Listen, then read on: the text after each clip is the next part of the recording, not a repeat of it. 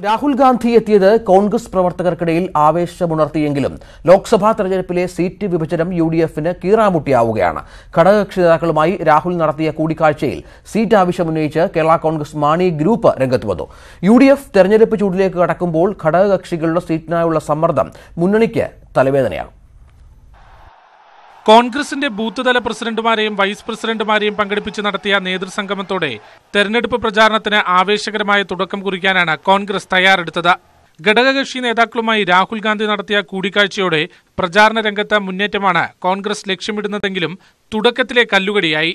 യോഗത്തിൽ PJ. Joseph രാഹുലിന് മുന്നിൽ ഒരു സീറ്റ് കൂടി ആവശ്യപ്പെട്ടതാണ് നേതൃത്വത്തെ വെട്ടിലാക്കുന്നത്. കേരള കോൺഗ്രസിന്റെ കാര്യം ഞങ്ങൾ പറഞ്ഞു. കേരള കോൺഗ്രസിന് ഒരു സീറ്റ് കൂടി വേണമെന്ന് പറഞ്ഞു. ഇപ്പോൾ ഉള്ളതിന് പുറമെ തീർച്ചയായിട്ടും പ്രതീക്ഷയുണ്ട്. മാണി ഗ്രൂപ്പിന്റെ ആവശ്യത്തിൽ കോൺഗ്രസ് നേതൃത്വത്തിൽ അതൃപ്തിയുണ്ട്.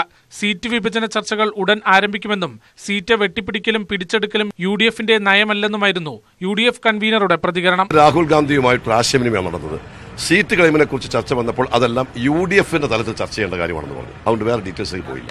യുഡിഎഫിന് ഒരു പാരമ്പര്യമുണ്ട്. സീറ്റ് പിടിച്ചെടുക്കാനും സീറ്റ് വെട്ടിപ്പിടിക്കാനും ആരും തയ്യാറാകില്ല.